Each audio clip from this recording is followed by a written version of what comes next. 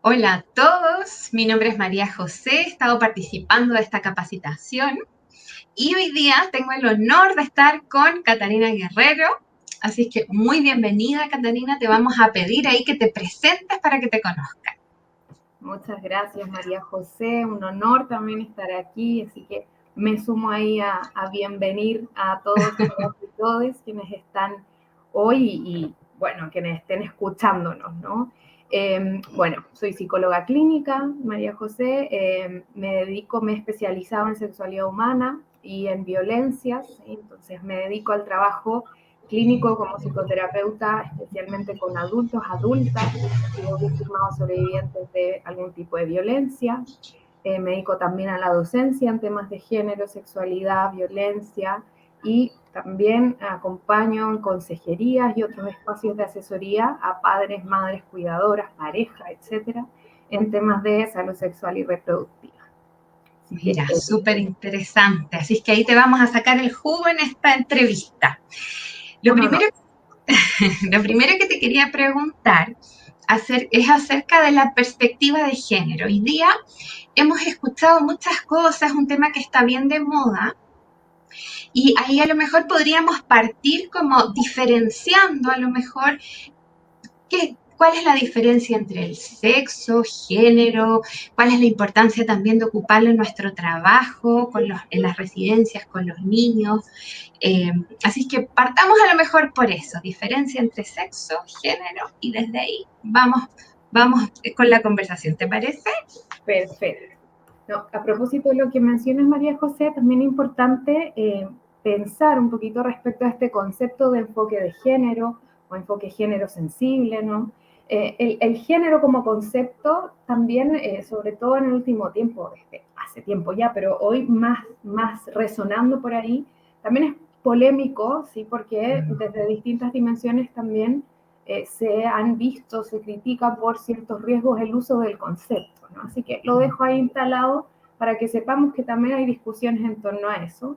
Pero cuando Sí. hablamos de enfoque de género o de trabajar desde el respeto por la diversidad humana, que es algo que nos define a todos, todas y todes como seres humanos, hablamos de no perder de vista que en nuestra sociedad y en nuestra cultura, distinta a otras, están presentes ciertos estereotipos que nos hacen pensar, mujeres, hombres, otras personas, ¿no? En relación a, vuelvo a decir, ciertos estereotipos. Entonces, cuando trabajamos desde un enfoque de género sensible, trabajamos desde el respeto, ¿no? Desde la posibilidad de abrir espacios de diálogo, de acompañar y del respeto por un derecho humano básico que es el de la dignidad humana, ¿no? Y para una de las herramientas para poder trabajar de esa manera respetuosa, etcétera, tiene que ver con algunos conceptos o categorías que se utilizan para poder educar, aprender nosotros y educar y acompañar, que tiene que ver justamente con lo que tú decías, ¿no? El sexo, la identidad de género y algunas otras, orientación, expresión, etcétera, ¿no? Entonces, eso es lo que podemos entender como uno de los modelos de sexualidad o de la identidad sexual, ¿sí? Hay distintas formas de explicarlo y una forma es que entendamos la sexualidad y la identidad sexual como aquella que nos constituye a todos y todas nosotras y todos y que estaría compuesta, un ejercicio pedagógico, porque la experiencia humana no es divisible, ¿no? Entonces se interrelacionan, pero estaría compuesta esta identidad sexual por la identidad de género, la expresión de género, la orientación sexual, el sexo biológico y sexo biológico asignado. Y a propósito de eso, ahí hay una distinción que a veces no conocemos mucho, que tiene que ver con que el sexo biológico, en general el sexo como palabra, se suele asociar a un sinónimo de relaciones sexuales o de prácticas sexuales, ¿no? Pero vamos a hablar, primero porque la sexualidad es mucho más amplia que las relaciones sexuales, vamos a hablar del sexo entendido como todos los elementos biológicos, anatómicos que nos hacen que se nos asigne al nacer un determinado sexo. En nuestra cultura, porque esto cambia de cultura a cultura, tenemos una suerte de binarismo de género y de sexo, ¿sí? Un sistema sexo-género que asocia a cierto sexo un rol social, que vamos a llamar género, ¿sí? Entonces, en esta cultura nuestra, entendemos que el sexo biológico tiene dos posibilidades normativas. El ser hombre o macho en términos de especie animal o hembra, ¿no? El sexo biológico está compuesto por los genitales internos y externos, no voy a entrar ahí en detalle, pero mucho más que lo que vemos, ¿no? Nuestras hormonas, nuestros cromosomas, etc. Y en general, cuando nosotros hablamos de sexo, lo confundimos con el sexo asignado, biológico asignado. Que es que, y ahí, ¿por qué me puntualizo? Porque se invisibilizan también la diversidad humana, ¿no? En que cuando nace un recién nacido, nacido, se mira solo, se evalúa solo la genitalidad externa, ¿no? Y se determina si es hombre, mujer, macho, hembra, niño, niña, ¿no? Obviando la diversidad humana que es transversal a todos quienes somos, ¿no? Entonces, luego el género va a asociarse, como ya decía un poquito antes, a cierto sexo que nos fue asignado. A un rol social. Claro, porque en el fondo cuando uno nace o te inscriben en el registro civil, te inscriben, te ponen ahí en esta como doble opción, ¿no? O hombre o mujer. Exacto. Y claro, y eso también ha traído ahora con toda esta diversidad situaciones difíciles, ¿no? Como cuando te preguntan en algún cuestionario o qué baño ocupar, ¿cierto? Esta como doble dimensión y no tener como otras alternativas. Y desde ahí, por ejemplo, te pregunto temas relacionados, ¿no? Hay una serie de siglas para hablar de las personas que a lo mejor tienen como una forma de expresarse sexualmente diferente, que es el LGBT. Y explícame un poquito qué son esas siglas, por qué se ocupan, cuándo se ocupan. Perfecto. Es una sigla que se ha ido construyendo, ¿no? A partir de la lucha contra la discriminación y la violencia que viven las personas que no se ajustan a las normas esperadas, ¿no? Insisto, eso varía de cultura a cultura, centrándonos y que la sigla es de nuestra cultura occidental, ¿cierto? Entonces se ha ido construyendo, comienza siendo LGBT, luego se van sumando otras siglas, y tiene que ver, vuelvo a decir, con la lucha de las disidencias, que vamos a llamar, ¿no? Se han llamado también minorías, entre comillas, pero eso es un concepto que implica una devaluación, ¿no? Como algo que es menos, ¿sí? Como hay menos gente. En realidad son disidencias, es decir, que vienen también a recordarnos, ¿sí? No deberían, pero así ha tenido que ser por la violencia y la discriminación que viven, a recordarnos que la humanidad es diversa, ¿no? Entonces, estas luchas han implicado que lesbianas, por L, gays, ¿sí? Por G, B de bisexualidad, T de trans, I de intersex, A de asexual, y Q de queer, y el más o plus que refiere a todas las demás. Más opciones. Exacto. Entonces, es como la sigla de las disidencias, ¿no? Okay. Y que han sido ahí puestas por esos mismos agrupaciones, por llamarlo así, una lucha histórica también. Perfecto. Y desde ahí te pregunto también, trabajar con perspectiva de género es algo a lo mejor que hoy día se está valorando mucho, un poco para respetar todas estas disidencias. ¿Y cómo podríamos a lo mejor orientar a las personas que trabajan en residencia a trabajar desde un enfoque, ¿no es cierto?, de respeto, incorporando la perspectiva de género? ¿Cómo podríamos ahí, a lo mejor en nuestro día a día, incorporarlo? Y ahí es súper importante, María José, un esfuerzo individual, personal e institucional, ¿no? Porque hay algo que tenemos que reconocer y también empatizar con nosotros, nosotras mismos, que no hemos tenido acceso a veces a estos conocimientos, ¿no? Que es cómo se sostienen los estereotipos también. Entonces es importante que vayamos generando a nivel institucional, a nivel estatal no ocurre, no está asegurado, por ejemplo, la educación sexual integral. Entonces, que institucionalmente puedan haber espacios de formación, ¿sí? Y también espacios de reflexión que permitan conocer nuestros puntos ciegos, ¿A qué me refiero? Desinformación, pero también creencias que son respetables de cada uno, pero que por más que tengamos creencias, eso no puede transgredir el respeto, ¿no? que es nuestro derecho en los vínculos que establecemos. ¿Sí? Entonces, poder decir, yo creo esto, pero eso no quiere decir que voy a pensar en anormalidades o enfermedades, ¿no? O que hay que, como decía esto hace un rato, ahí impulsar, obligar a que alguien se identifique qué le ponemos en el acta de nacimiento. Entonces es importante generar espacios institucionales y sobre todo, creo que la herramienta más grande tiene que ver con la curiosidad. ¿Sí? Estamos en general acostumbradas a dar por hecho, ¿no? Desde el estereotipo. Entonces es importante que comencemos a no dar por hecho, a pensar que nuestra experiencia individual es tan compleja que nunca va a ser ni igual a la mía ni igual a la de otros, otras. Entonces siempre tengo que preguntar, ¿no? ¿Cómo quieres que lo llame? Desde los diminutivos también, no solamente en relación a las disidencias, ¿no?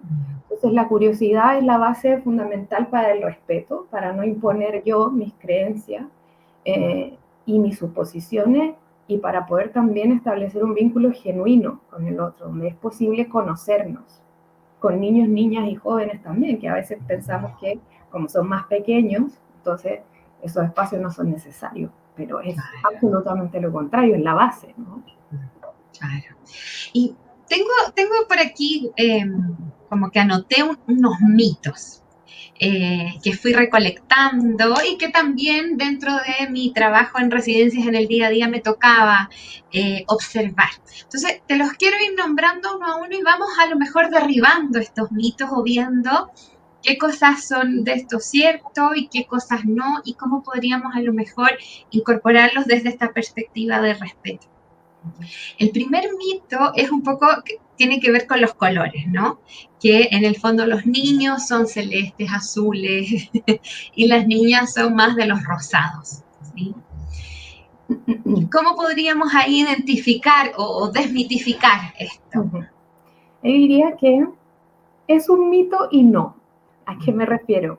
A que opera en nuestra cultura, en la realidad. Asociamos y compramos juguetes, ropa, por ejemplo, a niños, ¿sí?, que han nacido con pene azul, y rosa para niñas que han nacido con vulva, ¿no? Entonces no es un mito en el sentido que opera, pero es un mito en la medida en que genera mucho dolor y que limita las experiencias, ¿no? Es decir, desde incluso los colores vamos de alguna manera limitando las posibilidades de gustos de niños y niñas, de conectar con eso que me gusta, que me genera placer, me gusta este color, me gusta este otro, y es muy cultural, ¿no? Y es una suerte de estereotipo que nos muestra como este esfuerzo permanente por diferenciar, por ser binarios, ¿no? O lo uno o lo otro. Y es tan cultural que de hecho hace décadas ya en contextos de guerra, el rosa era algo que se asociaba a la masculinidad, por la sangre, ¿no?, por la lucha, y el azul asociaba a la calma, a lo virginal, que también es muy cultural, a la mujer, a lo femenino. Entonces, eso nos recuerda, decimos, no, no es así la cosa, ¿no? Uno no nace queriendo un color o no, es parte de la experiencia, y el riesgo es que vamos limitando en nuestros niños y niñas en particular las posibilidades de sentir, ¿no?, desde eso tan cotidiano hasta la ropa, los juguetes, etc. Entonces, es un mito que opera, y como opera, es importante que no lo promovamos porque tiene riesgos que no alcanzamos a percibir. Claro, tal vez ahí la invitación es a trabajar desde los colores más neutros, regalar desde lo más neutro, identificar desde lo más neutro. Exacto, Súper. dar a elegir a los niños, ¿qué quieres poner? Y si se Eso. ve medio combinado, la ganancia es mucho mayor. Súper. Otro mito muy clásico y muy arraigado también es este de los hombres no lloran. ¿Qué podríamos decir de este mito? Misma cosa, mito, pero realidad, opera. Y tiene que ver con que a lo femenino, a la mujer, se ha asociado todo lo emocional, todo lo que no es o que es un poco menos productivo, máquina, ¿no? También, pero menos, para darme a entender en este punto. Los hombres están más asociados a lo racional, personas que salen a la vida pública y que su trabajo sí es reconocido, ¿no? Y que entonces, en la medida en que las emociones nos limitan en nuestra productividad, porque hay una noción del ser humano y del cuerpo como máquina, y opera toda nuestra vida, incluso antes que nacemos, las expectativas que tienen de nosotros antes de nacer. Entonces, el llorar está devaluado y implica que incluso a los niños en el proceso de crianza les damos mucho menos herramientas para reconocer sus emociones. Y eso genera problemas de salud mental a largo plazo muy visibles en quienes trabajamos en salud mental, pero muy invisibilizados también. Entonces, la heteronorma, el patriarcado como estructura social, también implica costos, mucho más privilegios para hombres, pero costos como no tener herramientas para poder elaborar lo que me está pasando. O sea, si tengo pena, no sé. Si quiero descargar esa pena, no puedo llorar, me aguanto. Y eso tiene implicancia. Entonces, también es un mito realidad que hay que empezar a repensar.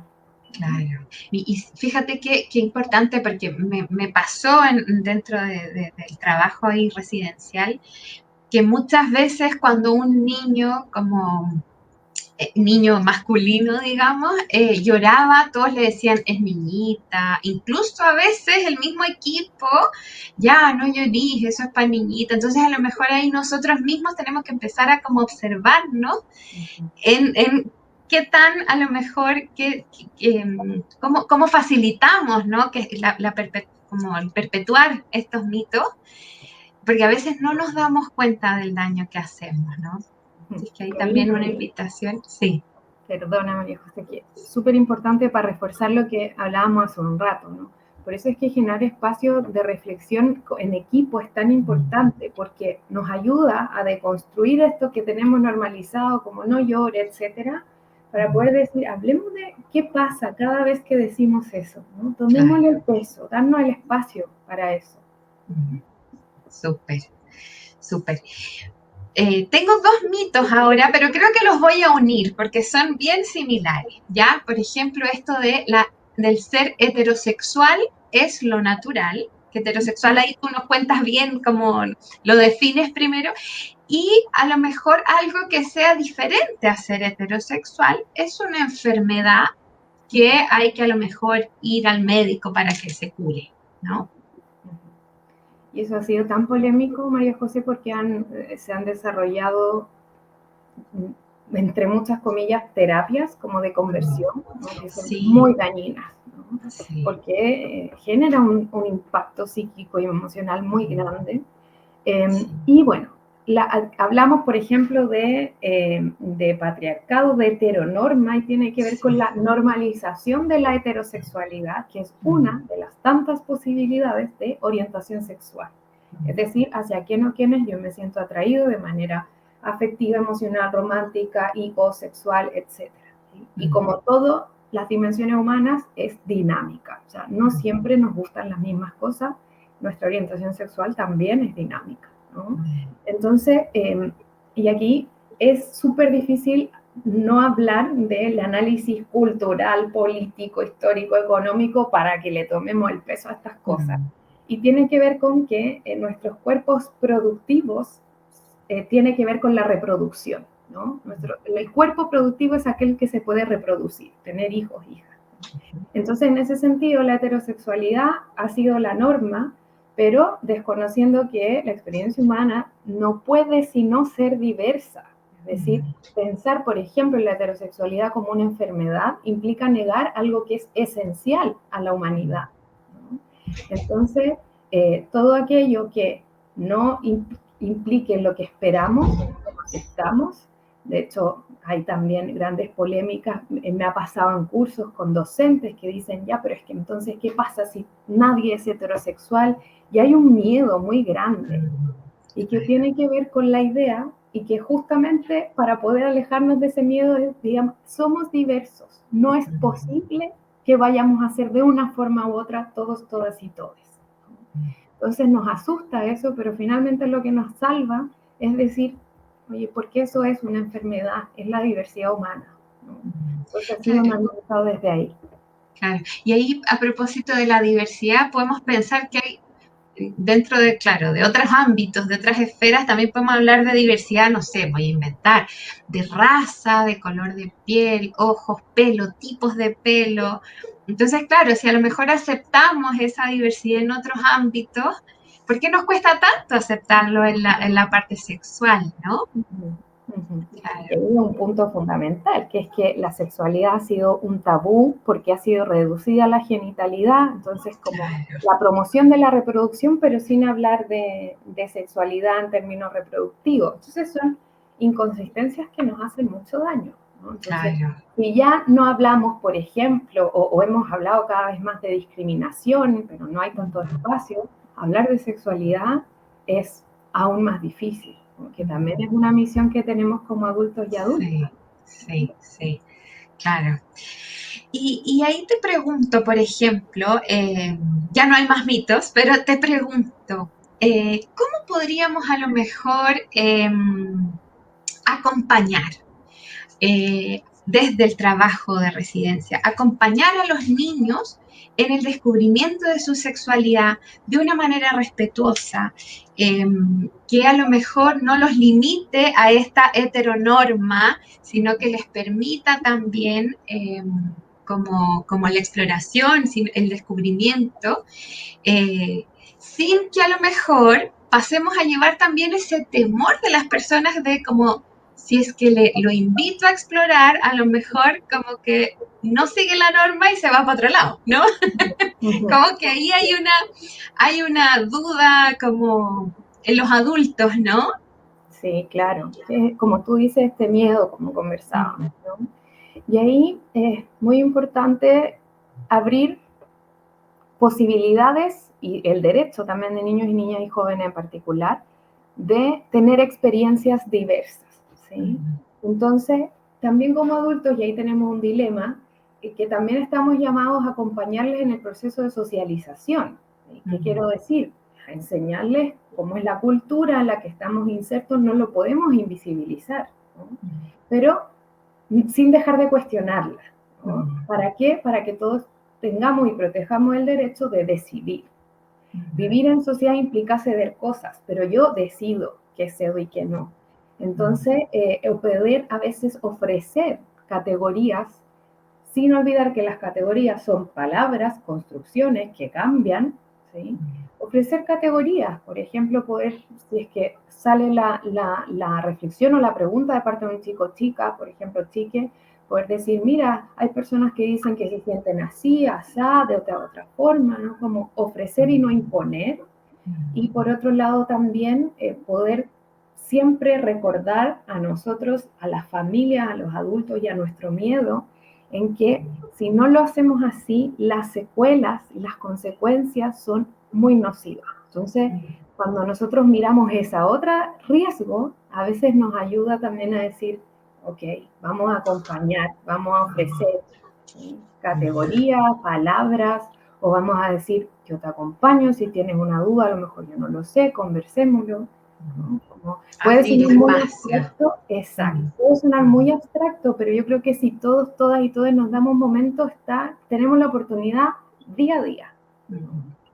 Súper. Desde cuestionarnos las filas de los baños, como decías tú al principio, ver cómo hacemos ahí, ¿no? Quizás no hay que hacer baños distintos, sino que educar para prevenir lo que tememos, ¿no? Exacto, hay países que los baños son mixtos y funcionan bien, hay gente que no está tan de acuerdo, pero claro, son cosas a lo mejor desde lo muy pequeño, desde lo muy micro, pero también tenemos que ir ampliando ahí a lo más macro.